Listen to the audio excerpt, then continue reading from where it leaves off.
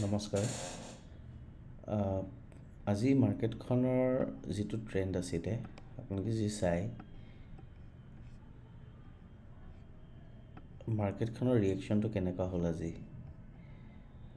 আমি যদি 15 মিনিটৰ চাৰ্টত আহি পেলাই চাওঁ, কমপ্লিট এটা ফ্লেট লাইনৰ নিচিনা, মানে আপোনাৰ এটা লাইনৰ নিচিনাকৈ কমপ্লিট এটা জোনতে ট্ৰেড কৰি থাকিলে মাৰ্কেটখনে। নিফটি আজি আপোনাৰ 6 তাৰিখে খোল খাই পেলাই আপোনাৰ এই লেভেলটো যিটো 24,752 হাই লগাইছে আৰু তলফালে আপুনি যদি চাই 24,619, মানে মাত্ৰ 100 পইণ্টত নিফটি চাৰ্টখন ঘূৰি থাকিলে। কমপ্লিট ছাইডৱেজ মাৰ্কেট হয় এইটো। তো এই মাৰ্কেটখন আটাইতকৈ ডেঞ্জাৰাছ হয়, মানে কি হয় ইয়াতে আপোনাৰ বায়াৰ্ছ আৰু চেলাৰ্ছ দুইজনৰ মাজত এটা ফাইট চলি থাকে আৰু এটা ষ্ট্ৰং ফাইট চলে, আৰু য'ত আপোনাৰ মেজৰ ৰেজিষ্টেঞ্চ বা মেজৰ ছাপৰ্ট থাকিব তাৰ ওচৰত এনেকুৱা এটা ফাইট মানে আমি পোৱা যায়। কিন্তু এইটো বস্তু এটা প্ৰকাৰে কি ভাল হয় যে ট্ৰেণ্ডটো আমি বুজি পাম যে কোনটো ডাইৰেকশ্যনত ওলাই যাব, ৰাইট। তো ট্ৰেণ্ডটো ওলাই যোৱাৰ আগত, মানে ট্ৰেণ্ডটো ষ্টাৰ্ট হোৱাৰ আগত, মানে ডাইৰেকশ্যনটো ষ্টাৰ্ট হোৱাৰ আগত এটা ফাইট যুদ্ধ চলে মাৰ্কেটখনৰ মাজত। তো ইয়াতে আপোনাৰ বায়াৰ্ছ আৰু চেলাৰ্ছৰ মাজত এখন যুদ্ধ চলিলে, গোটেই দিনটো যুদ্ধ চলিলে। ইয়াতে আপোনাৰ ইণ্টাৰডে ট্ৰেডাৰ যিবোৰ ইণ্টাৰডে ট্ৰেডিং কৰা মানুহখিনিৰ কাৰণে এটা বহুত ডাঙৰ প্ৰব্লেম হৈ পৰে। প্ৰব্লেম কি হৈ পৰে, কাৰণ কি এইটো এখন ছাইডৱেজ মাৰ্কেট হয়, না ই ওপৰলৈ যাব না ই তললৈ আহিব। তো ইয়াতে মানে মেক্সিমাম যদি আপুনি চাই সময় যদি আপুনি ৰৈ থাকিব বিচাৰে ট্ৰেড পজিশ্যন এটা লৈ পেলাই, ই কোনোফালে ডাইৰেকশ্যন নিদিয়ে, উল্টাই আপোনাৰ দিনটো অভাৰ ট্ৰেডিং কৰি পেলাই ইয়াতে লোকচান হোৱা যায়। চ' এনেকুৱা মাৰ্কেটত ট্ৰেড কৰাটো আমি এভইড কৰিব লাগে, টোটেলি এভইড কৰিব লাগে, আৰু আমি ৰখিব লাগে, ৱেইট কৰিব লাগে। কিছুমান ক্ষেত্ৰত যদি আপুনি চাই এইটো খুব বস্তু ভাল হয়, যোনে পজিশ্যনেল ট্ৰেডিং লয়, যোনে আপোনাৰ ডিৰেকশ্যনেল ট্ৰেডিং লয়। চ' তেওঁলোকৰ কাৰণে ভাল কি তেওঁলোকে মানে ইয়াতে সময় কটোৱাটো ভাল, যে সময় কটোৱাৰ পিছত এটা ডাইৰেকশ্যন পাব আৰু সেই ডিৰেকশ্যনৰ মতে তেওঁলোকে ট্ৰেড ল'ব। হয়তো আপোনাৰ অহা সোমবাৰো ব্ৰেক কৰিব পাৰে, বা হয়তো সোমবাৰেও আপোনাৰ একেটাই ৰেঞ্জত ঘূৰিব পাৰে, একেটা ৰেঞ্জত ঘূৰি পেলাইও তাৰ নেক্সটতো আপোনাৰ ধৰি লওক মঙলবাৰেও ব্ৰেক কৰিব পাৰে। যদি ওপৰলৈ ব্ৰেক কৰে তেতিয়া খুবেই ভাল, ওপৰৰ ফালে আপোনাৰ যিটো আপোনাৰ নিয়েৰেষ্ট ছাপৰ্ট হ'ব, ৰেজিষ্টেঞ্চ হ'ব, তাত গৈ পেলাই পাব। আৰু যদি তলফালে ব্ৰেক হয়, তলফালে ব্ৰেক হ'লে আপোনাৰ নিয়েৰেষ্ট ছাপৰ্ট আমি দেখাই পাইছোঁ। যোৱাকালিৰ যিটো ডিপ হয়, এই ডিপটো আপুনি এটা ছাপৰ্ট হিচাপত ল'ব পাৰিব। তাৰপিছত ইয়াৰ তলত যদি আপুনি চাই, এইটো আপোনাৰ 24,298, এইটো এটা ছাপৰ্ট হিচাপে হ'ব। আৰু ওপৰৰ ফালে যদি আপুনি চাই, ওপৰৰ ফালে আপোনাৰ ছাপৰ্ট হ'ব, ইমিডিয়েট ছাপৰ্ট যিটো পাব 24,881, তাৰপিছত আকৌ 24,977, এইকেইটা আপোনাৰ মানে ওপৰৰ ফালে ৰেজিষ্টেঞ্চ পাব। গোটেই দিনটো মাৰ্কেটখন আজি একেটা ৰেঞ্জত ঘূৰি থাকিলে, একেটা ৰেঞ্জত। ইয়াতে এতিয়া মই এটা যদি হেৰি চাব বিচাৰোঁ, ইণ্ডিকেটৰ এটা যদি লগাই চাব পাৰোঁ, বলিঞ্জাৰ বেণ্ডৰ এটা ইণ্ডিকেটৰ আছে, নামটো বলিঞ্জাৰ বেণ্ড হয়। তো এই ইণ্ডিকেটৰটো যদি মই প্লেচ কৰোঁ, আপোনালোকে চাব ইয়াতে আপোনাৰ এটা নেৰ' হৈ আহিছে। যিমান নেৰ' হৈ আহে সিমানেই ভাল হয়, কাৰণ কি নেৰ' হোৱাৰ পিছত সি এটা ছাইড ল'ব বিচাৰে। যেনেকৈ আপুনি যদি চাই বলিঞ্জাৰ বেণ্ডৰ ক্ষেত্ৰত যদি আপুনি চাই, আপুনি 5 মিনিটৰ যদি চাৰ্টখন চাই 5 মিনিটত চাওক, এইটো আপোনাৰ পূৰা নেৰ' হৈ আহিছে। যিমান নেৰ' হৈ আহিব সিমান বেছি ফাটা চান্স থাকিব, ৰাইট। এই ইণ্ডিকেটৰটোৰ বেনিফিটটো কি হয়, আমি জাষ্ট এইটো চাব বিচাৰোঁ। এই ইণ্ডিকেটৰটোৰ বেনিফিট হয় যে আপুনি যেতিয়া মাৰ্কেটখন এটা নেৰ' ৰেঞ্জত সোমাই থাকে, ট্ৰেড কৰি থাকে, মানে কনচলিডেশ্যন হৈ থাকে, তো সি ব্ৰেকআউট কৰা কোনোবা এটা ছাইডে ব্ৰেকআউট কৰিবই। চ' সেই ব্ৰেকআউট কৰাটো আমি বুজি পাওঁ, যেতিয়া নেৰ' হোৱা ষ্টাৰ্ট হৈ যায় ন, আপোনাৰ ইণ্ডিকেটৰটো বলিঞ্জাৰ বেণ্ডৰ ইণ্ডিকেটৰটো থৈ দিবলৈ যদি আমি গম পাওঁ নেৰ' হৈ আহিছে, তাৰমানে এই কোনোবা এটা ছাইডে আপোনাৰ মুভমেণ্ট এটা দিব, হয়তো সি ওপৰৰ ফালে দিবও পাৰে, নহ'লে তলফালেও দিব পাৰে, আমি গম নাপাওঁ। চ' আমি এইটো প্ৰিপেৰেশ্যন হৈ থাকিব পাৰোঁ ইণ্ডিকেটৰটো চাই পেলাই।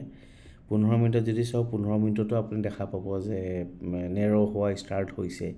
তো আপোনাৰ সোমবাৰ যিটো আপোনাৰ বলিঞ্জাৰ বেণ্ডৰ আপাৰ হেড আছে, মানে যিডাল ওপৰৰ লাইন হয়, হয়তো আপোনাৰ ওপৰৰ লাইনতলৈকেও গৈ পেলাই আকৌ মাৰ্কেটখনে ৰিভাৰ্চ মাৰি পেলাই আকৌ সেইকেইটা ৰেঞ্জত সোমাই যাব পাৰে, তেনেকুৱাও কৰিব পাৰে।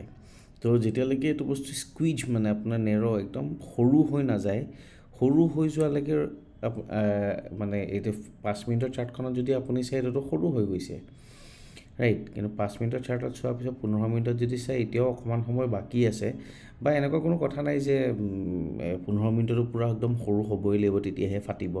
তাৰ আগতো আপোনাৰ অহা সোমবাৰে ধৰি লওক যদি ডাইৰেকশ্যন ল'বলৈ বিচাৰে মাৰ্কেটখনে, তেতিয়া ডেফিনেটলি আপোনাৰ এইটো ফাটি পেলাই ওলাই যাব, ওপৰৰ ফালে হয়তো নহ'লে তলফালে, ৰাইট।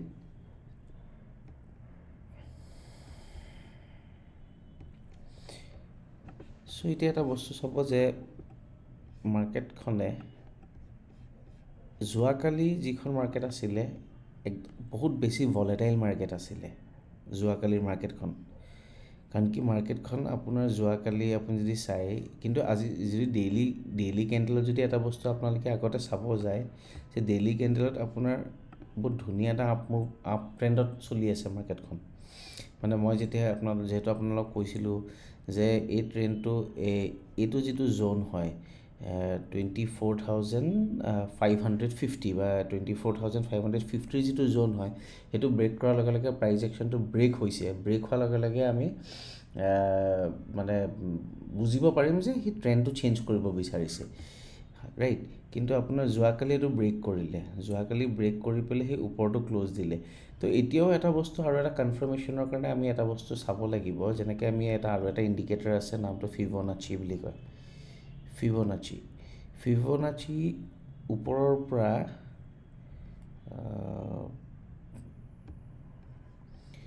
ফিবনাচি যদি আমি চাওঁ,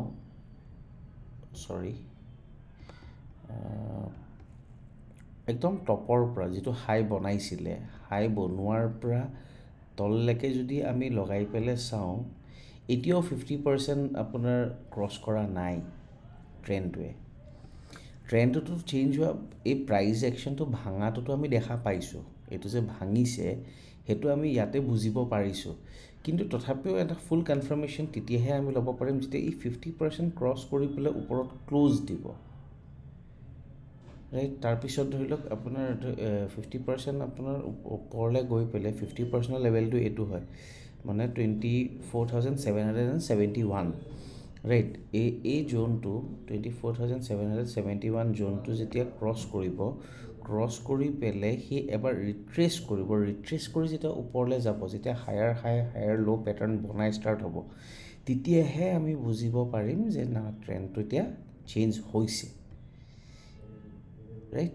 এইটো জাষ্ট এটা কনফাৰ্মেশ্যনে হয় য'ত আপোনাৰ এই 24,550 লেভেলটো ক্ৰছ কৰিছে।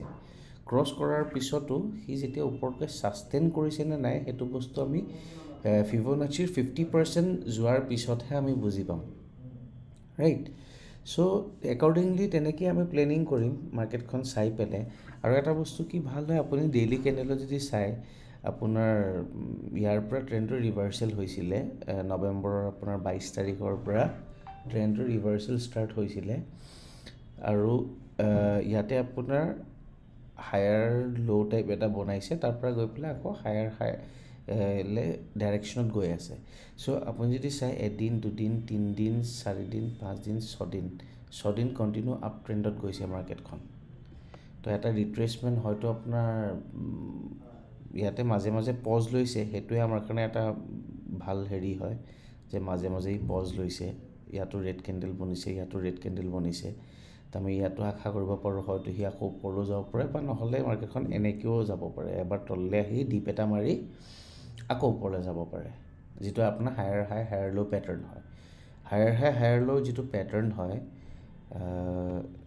মানে আপোনাৰ ধৰি লওক ট্ৰেণ্ড এটা এনেকৈ ষ্ট্ৰেইট লাইনত ওপৰলৈ কেতিয়াও নাযায়, সি সদায় আপোনাৰ এনেকৈ ওপৰলৈ যাব, তললৈ আহিব, আকৌ এটা ওপৰলৈ যাব, আকৌ তললৈ আহিব, আকৌ ওপৰলৈ যাব, আকৌ তললৈ আহিব।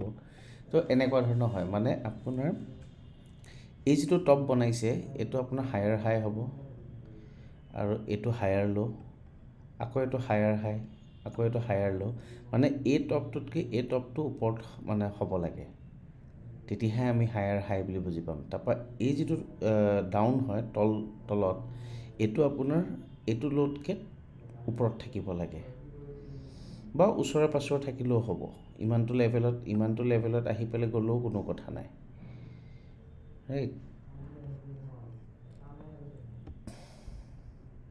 চ' সেইটোৱে বস্তু যে অহা সোমবাৰে কেনেকুৱা হ'ব সেইটো বস্তু আমি এনালাইচিছ কৰিম। ছানডে দিনাখন কৰিলে বেছি ভাল হ'ব।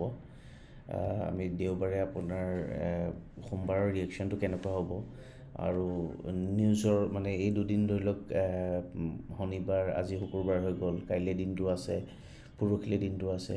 চ' এইকেইদিন চাব লাগিব যে আপোনাৰ গ্ল'বেল মাৰ্কেট যিখন হয় তাৰ ৰিয়েকশ্যন কেনেকুৱা হৈছে, কিবা গ্ল'বেল নিউজ আছে নেকি, ৰাইট? মাৰ্কেটে আপোনাৰ নিউজৰ ক্ষেত্ৰতো বহুত ৰিয়েক্ট কৰে, কাৰণ কি মাৰ্কেটখন এটা চেণ্টিমেণ্টত চলি থাকে, এটা চেণ্টিমেণ্টত চলে মাৰ্কেটখন। আপোনাৰ মানে নিউজ ব্ৰ'কাৰৰ ওপৰত চলিব বা যিকোনো এটা ৰিজাল্টৰ ওপৰত চলিব, কোম্পেনীৰ RBI পলিচিৰ ওপৰত বা আপোনাৰ কোম্পেনীৰ ৰিজাল্টছ ব্ৰ'কাৰৰ ওপৰত, যিকোনো এটা মানে তেনেকুৱা চেণ্টিমেণ্টত চলি থাকে মাৰ্কেটখন। তো সেইটোৰ ওপৰত অন বেচিছ অফ ডেটে আপোনাৰ সেইটো ৰিয়েক্ট কৰে। আৰু এইটো এনেকুৱা নহয় যে অকল ইণ্ডিয়াত হ'লেহে ইণ্ডিয়ান মাৰ্কেটে ৰিয়েক্ট কৰিব, নাই। গ্ল'বেলি আপোনাৰ মাৰ্কেটখন ইণ্টাৰলিংক থাকে গোটেইখন মাৰ্কেট চবৰ লগত। এতিয়া গ্ল'বেলি আপোনাৰ বস্তুটো এনেকুৱা, যদি আজি আমেৰিকাতো কিবা এটা বস্তু হয়, নিউজ হয়, সেইটো ৰিয়েকশ্যনো আপুনি মাৰ্কেটত, ইণ্ডিয়ান মাৰ্কেটত দেখা পাব, ৰাইট? বা তেনেকুৱা ধৰণৰ হয়, কাৰণ কি আমাৰ যিখন আমেৰিকান মাৰ্কেট হয় সেইখন ডাও জোন্স বুলি কওঁ। আৰু ডাও জোন্সখন হৈছে আমাৰ ইণ্ডিয়ান ষ্টক মাৰ্কেটৰ কাৰণে বা মাদাৰ অফ ষ্টক মাৰ্কেট বুলি ক'ব পাৰি, not only for India but for চবৰ কাৰণে mother of stock market, that is Dow Jones, right? So' আমি বহুতখিনি বস্তু নিৰ্ভৰ কৰোঁ, চাওঁ, ফ'ল' কৰোঁ। ডাওজন কেতিয়াবা আপোনাৰ ডাওজন হয়তো নিগেটিভ থাকিলে ইণ্ডিয়ান মাৰ্কেটো নিগেটিভ হয়, কেতিয়াবা যদি ডাওজন পজিটিভ থাকে ইণ্ডিয়ান মাৰ্কেটো পজিটিভ হয়। এটা চাইন দিয়ে। এনেকুৱা নহয় যে একজেক্টলি ডাওজনকে আমি ফ'ল' কৰোঁ বা ডাওজনকে ফ'ল' কৰিব লাগে, তেনেকুৱা কোনো কথা নহয়। জাষ্ট এটা চাইন পোৱা যায় যে মাৰ্কেটখনে কেনেকুৱা বেচিছত ধৰি লওক হ'ব পাৰে নেক্সট দিনাখন। চ' এইখিনিয়ে কথা। লাহে লাহে আমি ভিডিঅ'বোৰত অলপ বস্তুবোৰ শিকিও গৈ থাকিম, ৰাইট? লাহে লাহে শিকি গৈ থাকিম, আমি লাৰ্ণিং লৈ থাকিম। মই যিমানখিনি ধৰি লওক বুজি পাওঁ বা মই সেইখিনি বস্তু শ্বেয়াৰ কৰিবলৈ চেষ্টা কৰিম এভৰিডে আপোনালোকৰ লগত। আই হোপ আপোনালোকে বুজি পায় যাতে বস্তুবোৰ। Thank you very much for ৱাচিং।